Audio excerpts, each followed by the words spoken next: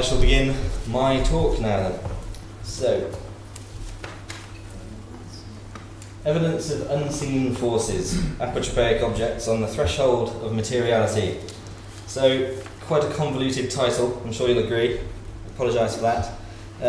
The basic point that I wanted to put across here is that many of the objects that we find as concealed objects were considered to have been transformed from their everyday understood functions to become potent magical objects, capable of absorbing, trapping or repelling any malign forces which were attempting to enter the home. Of course, they remain physical objects to our eyes, but if you can imagine switching your vision to a frequency where magical forces are somehow visible, suddenly these objects are performing a role which they weren't performing before, a key role on an ethereal level. They've got a new existence on the edge of the material world, interacting with non-physical forces. In this lecture I will look at shoes, witch bottles, dried cats and horse skulls as examples, not in detail, but just really to illustrate the concept. So, quite apart from the physical trials and tribulations of life in the past, the forces that people were afraid of in the pre-modern era were what we now consider to be supernatural. So they include, but are not confined to, witchcraft, fairies, ghosts, demons and wizardry. With the exception of ghosts, these forces were largely unseen and were diagnosed after observed effects, such as illness or bad luck. So sometimes people reached conclusions about what had happened to them in isolation, so they might wake up and realise they have a problem with their leg, and a few days before someone might have looked at them funny. I think that might have been an example of witchcraft, and so they might come to that conclusion on their own. It may be that in consultation with friends and family, they say, oh, well, you crossed a fairy path the other day, you might have been shot with an elf bolt or something like that. Or they may have gone to visit a cunning man or a wise woman who may say, actually, I think the cause of your ailment or misfortune is witchcraft. So the main thing to bear in mind is that these forces were a normal and intrinsic part of everyday life, not a niche or unusual experience as they are today. Since I began my Apotropaic project in 1999, I've received and mapped many hundreds of reports from people who have found objects in their homes during building work. And it's interesting to note that when people today find things in their houses, people who are by and large not predisposed to fearing dark forces, they suddenly become incredibly fearful and suddenly very superstitious. And there's a downfall, these walls of cynicism and disbelief, and in rushes this sense of vulnerability to supernatural forces which wasn't there before. So people can find it really unsettling when they find something in their homes. Suddenly their entire feeling of security has been shaken, and they feel this connection, this sort of resonance with the people that lived in the house before, and they seem to connect with the supernatural fear in some way. So many times people have asked me for help and advice about what to do with a cat, a shoe, a witch bottle, and you can tell that the fear they've got is really palpable, and quite often they need a bit of advice about what to do with those objects. An example of sort of modern reactions to these objects regards my friend Dave, who's a builder from Pershore. Dave has got no idea how famous he is. I talk about him in all my lectures, and he probably doesn't even remember having the conversation now. But Dave's a lovely old chap, and he was one of the builders on the team that was renovating Crim Court, which is a National Trust property not far from Pershore in Worcestershire. Here's a bad photo of it as it was undergoing reconstruction. And he was one of the team that was involved in changing the stable blocks into very, very posh apartments. And they were taking down some lath and plaster partitions, and they found a dried cat sitting on a very large beam, and it had clearly been sealed in into this spot. So there was kind of a sort of crook in the beams, lath and plaster partitions had been sealed in either side, the cat sitting there in the middle. He said it was clearly a deliberate concealment. All the cat's hair had fallen out in a little kind of ring around it. He said it was a ginger cat. And the foreman on the site said to Dave that he must remove it, that he must take it downstairs to the skip. But he and all the other builders were absolutely petrified of it. As soon as they found it, he said, they all, sharp intake of breath, they were terrified when they found it, didn't want anything to do with it, but the foreman said it must go because they've got to go on with the job. Dave was the unlucky one. So he said he reluctantly picked it up, walked down the stairs, went to the skip. He said, as he was putting it into the skip, he felt that it was the wrong thing to do. He felt really bad about it, but he did it because he had to. Walking back up the stairs, a new plaster panel that they'd fitted fell off the ceiling and gashed his head. Okay, and he and all the other builders are absolutely convinced that it's because he moved the cat. Okay, and for them that is, they regard that as a fact. That's what happened. And most builders, if you talk to any builders who work on historic buildings, they will have found many objects, and they're surprisingly superstitious about it to this day. And you know, I remember seeing a photo of a bank that was being had some repairs done to its roof, and a builder had left a Nike trainer inside the roof as well. So a lot of these things still go on today. So that's Dave. There you go. Dave's just had another moment of fame. So, because of the strong fears associated with these objects, when people find them, I generally recommend that where possible they carefully record what they found, allow experts the opportunity to examine them, and then put them back. And I normally say to put a little time capsule in with them to sort of record the finding and the consultation that might have gone on with that. Some people choose to put them behind a little screen so they can see them and admire them forevermore in their homes. And that's really nice when they do that, but obviously you do need appropriate conservation advice, you know, because of moisture and things like that. Often, but not always, the type of people who end up living in nice old houses tend to be professional, highly educated people, not normally prone to associate themselves with magic and the supernatural. Believe me, they become highly alert and concerned about these topics if they find an object in their home. And my suggestion is that this sense of vulnerability and awareness was a normal part of the pre-modern psyche, and that magical house protection was born directly out of this. I think that people always felt this way. Unless they took some control over it and learned how to control the forces themselves by becoming a cunning man or a wise one. So, there was also a strong belief in the flight of the witch, which endured throughout Europe. There are fantastic medieval accounts of the Friulian Benedante from Italy, who would leave their bodies to fight witches. Henri Beaujouet tells us of witches lying as if dead while they were out flying. There are some great accounts from this country of people saying that they'd been dragged from their bodies by witches and flown over great distances. Generally, the best accounts of witch flight that I've seen tend to concur with what we would now call out-of-body experiences rather than actual physical flight. James I, in his Daemonology, though, he's quite sceptical about the flight of the witch, and so that sort of indicates that people weren't sure. Some people thought witches could fly, some people thought they couldn't, so that's interesting. But the scepticism about witch flight that existed suggests that the main way people thought people would do witchcraft was that they'd raise energy and then direct it at their chosen victim. Okay? And so for this, you've got to kind of imagine someone raising up a sort of cloud of energy and giving it a purpose, and off it travels through the landscape looking for its victim. I think it's possible, of course, that people thought that certain really powerful witches could fly, and that maybe they'd be even more potent. They could actually visit you in your home and do the magic at close quarters rather than sending this mysterious energy towards you. There's also the witch's familiar to consider. This could be any kind of small animal which would assist the witch in his or her magical business. They were notably ordinary in appearance, but they could be a cat, a toad, a ferret. These creatures could get into places that were barred to humans and apparently carry and deliver the spells of the witch.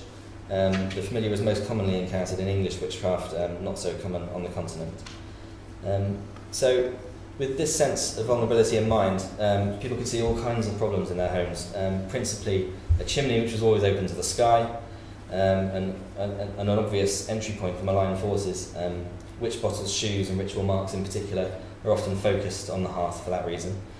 Doorways, windows and roof spaces were also considered problems, as were dead spaces in particular, which would often have objects or even hordes of objects concealed within them. So dead spaces, where there's an alteration to a building and you're left with a funny little gap that's not useful as a room, and it become a little void. And those void spaces are often protected quite heavily. An unusual example, the Fleece Inn, Bretfordton in Worcestershire. It's another National Trust property. I'm not on commission, don't worry, I'm not going to be asking you to sign up on your way out. At the Fleece, right up until the 20th century, they used to whitewash all of the cracks and gaps in the building. And it was almost like they were trying to highlight all the little danger zones so that the witch would think, oh no, I can't hide there because it's been highlighted by whitewash. And then also you can see in front of the hearth there are these circles that have been painted onto the floor. Used to be done with whitewash, now it's a lovely shade of dulux. But it still performs the same function, I'm sure. And the idea is, they say, that witches are scared of circles because there aren't any corners to hide in. You know, and this is kind of backed up by the whitewashing of all the other little corners and gaps that are in the building. So that's one way that people were addressing it, even last century. So that's interesting. So what other ways do people use to protect their home? What mechanisms could they employ to defeat, repel or trap supernatural dark forces? I think that concealed objects can tell us a good deal about this. Many of these objects needed to undergo some kind of transition, including death, before they could become active as counter-witchcraft devices. And it's this treatment of the objects which moves them from being useful as daily objects or animals into being transformed by death into objects which are on the threshold of materiality, as I say. So, concealed shoes. Here's a little concealed shoe that was found in a thatch in Salford Priory in Warwickshire, along with a book. Shoes are found all over the country, and indeed all over the English-speaking world. You can find them singly or in large groups. We're very lucky to have with us today June Swan down at the front here. I'd urge you all to talk to June Swan if you're interested in the shoes at all. June is the pioneer of concealed shoes, the study of, and was curator of Northampton Boot and Shoe Collection for many, many years, and also the Clark's Shoe Museum, which I think you recently stepped down from, didn't you? But yeah, June is probably the world's leading expert on historic footwear, and I'm very glad that she's here today. So June's work was cited in Rafe Merrifield's Archaeology of Ritual and Magic, which is the book that got me started on this topic. He thought that there could be a connection with the unofficial saint John Shawn, who lived in North Marston, Buckinghamshire, in the early 14th century. And he was reputed to have cast the devil into a boot. So this legend appears to tie the function of spirit traps and shoes together, although it's thought that Shawn also had some talent in curing ailments of the feet. June notes in one of her papers that some shoes in this period were known as devil's horns because they were so narrow and pointed. There's also a kind of connection with the devil in that way. And images of John Shawn all show him with the devil in a boot, which is brilliant.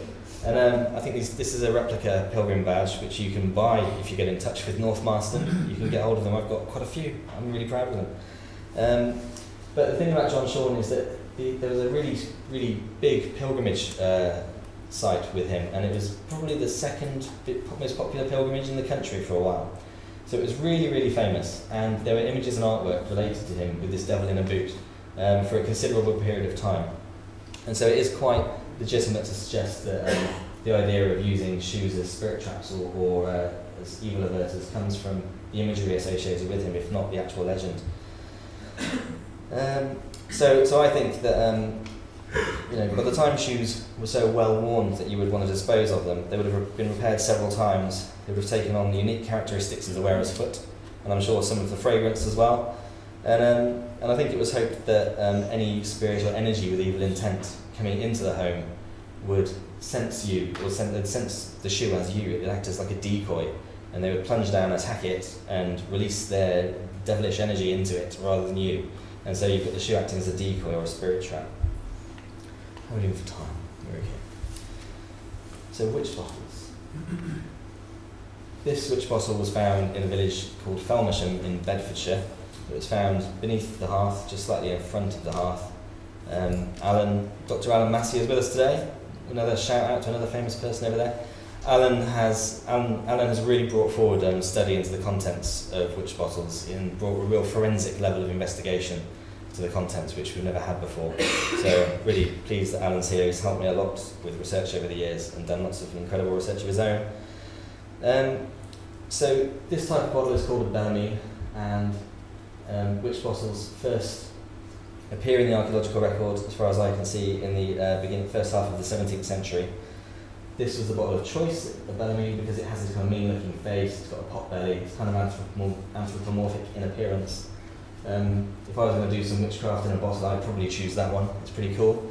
They were imported in vast numbers into this country, full of beer and wine. Incredibly robust, and would be reused many, many times. So they're a logical choice for witchcraft. So in the second half of the 17th century, people started to publish kind of recipes for how to make or use witch bottles, including boiling witch bottles with pins inside them and urine inside them. And the idea was this would exploit the sympathetic link between the witch and his or her victim. So you'd be boiling this urine inside the witch bottle, and the energy, the pain inside it would be transported to the witch's bladder, and they would be forced to release whatever spell was on you. This is certainly what the texts seem to refer to. And there are accounts saying that a witch would come and beg for you to stop boiling it and everything, and that you'd be cured of your bewitchment. But also some of the texts say that if that doesn't work, you should bury the bottle. And obviously most of the bottles that we find in archaeology are buried. The ones that were successful that were boiled, we probably would never find because they'd just be discarded or rinsed out and used again. Maybe, I'm not sure if I'd want to use one again after that. So the texts all talk about urine and pins being included, but the archaeology tells us that things like bones, thorns, hair, fabric, nail parings, pieces of wood, insect legs, sometimes even small effigies are included. This is an illustration from Merrifield's book, The Contents of a Bottle from Ipswich. The main thing to note here is how all the pins and nails have been deliberately bent, and we think that this is to kill the pins, to ritually kill them, to release their ethereal counterparts, to make them effective on the ethereal plane. Again, talking like we did with shoes. So here the idea is, I think that some witch bottles were concealed not for this boiling sympathetic magic thing, but to act as spirit traps again. So the ones by the hearth, you imagine this energy, this cloud of witchcraft energy coming down your chimney looking for you. It sees this humanoid bottle, this anthropomorphic bottle that smells of you, it's got your hair in it, it's got your toenails in it, and it's got your wee in it, and it plunges down into it and gets impaled on the ghostly pins and all the other prickly things that are within it. And so it spends its energy and it's trapped and it's been basically neutralised by the witch bottle. And this is another example. These are from the late 18th century, 2 bottles that were found embedded in a hearth surround from a mansion in Essex. The guy that owned the house was an extremely wealthy stockbroker, but he and his partner became really quite unsettled by the presence of these bottles and allowed us as much time as we wanted to go and investigate them. Very interesting. And it turned out that in the late 18th century, which is when the bottles date from, the lady of the house at the time, it's well known that she suffered a long lingering illness, and we now see this as evidence that they thought witchcraft was the cause of her illness, and so this was 2 attempts of trying to fix it. And about a month after they found these 2, they found another one on the other side of the hearth surround.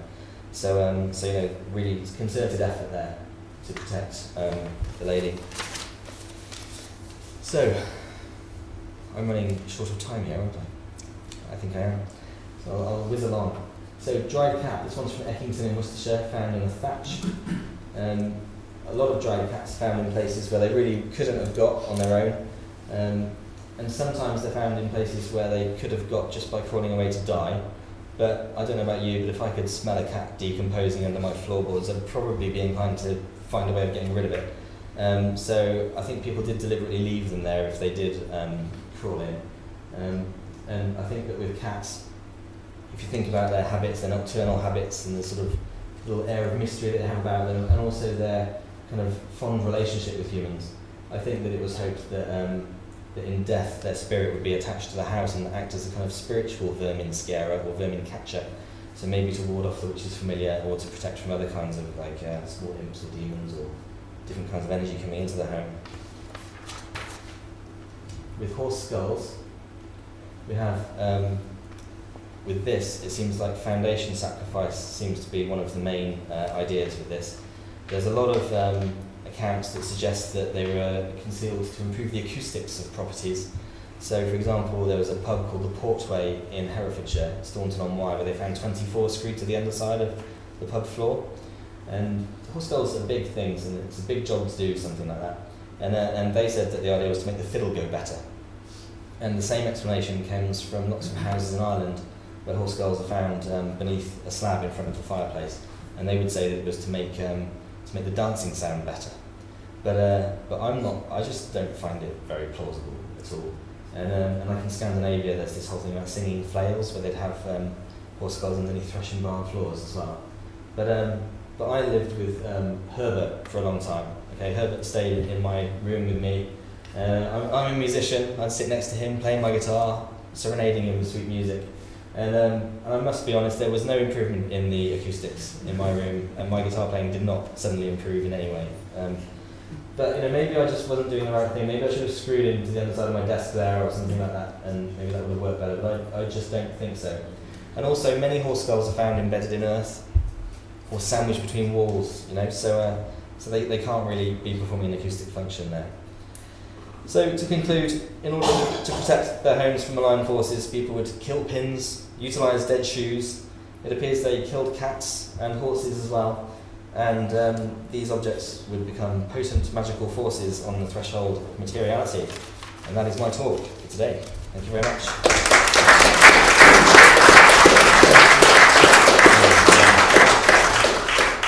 Does anybody have any questions at this point? Yes.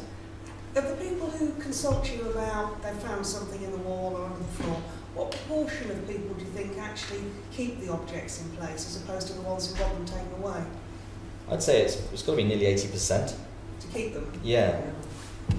And the ones that don't keep them tend to try and give them to museums or archaeological units, things like that.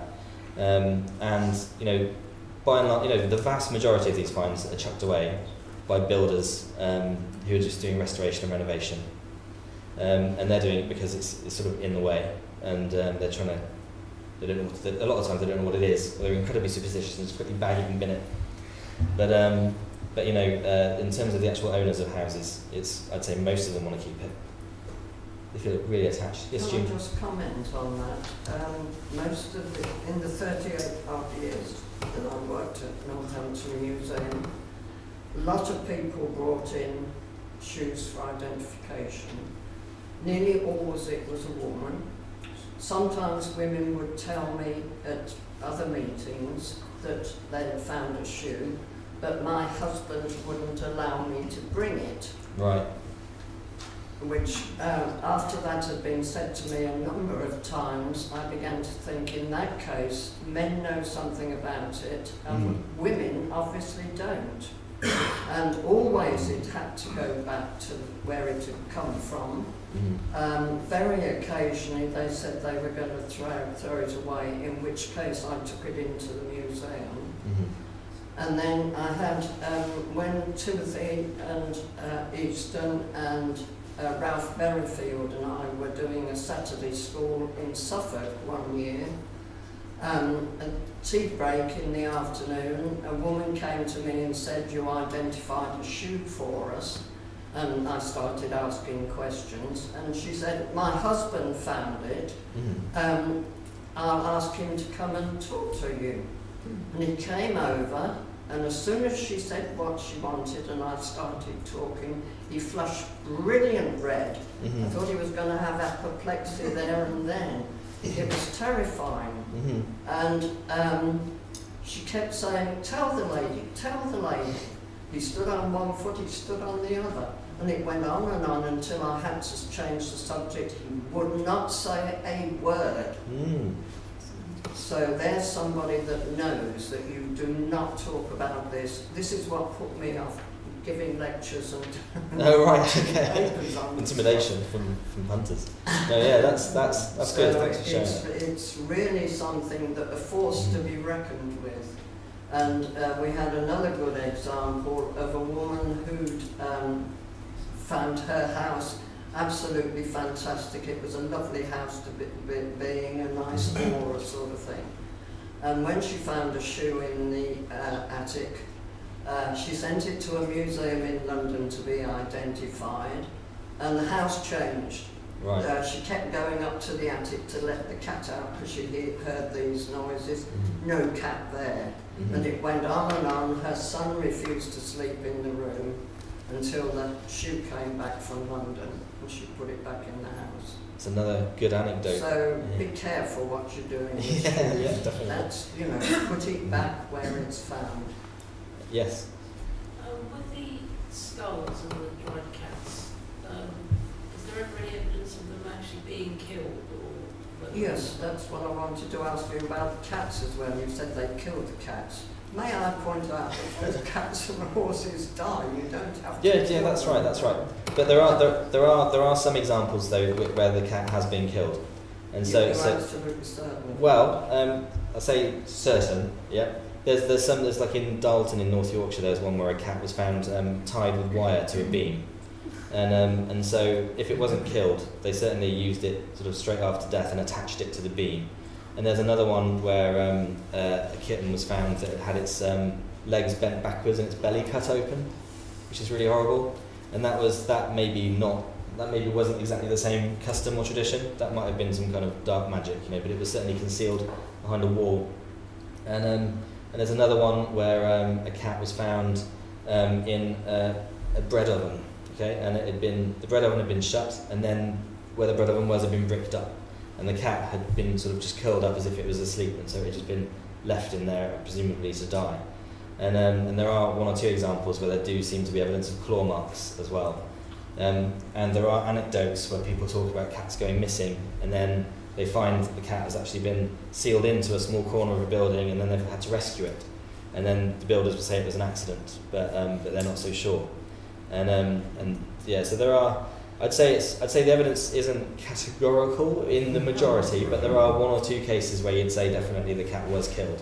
And cats used to be very commonplace in that they breed, enormously, don't they? And they were seen as disposable at certain times in history. So I think at this point I need to end my talk and welcome our next speaker. So thank you very much for all your questions, and please could we welcome Sonia to this stage.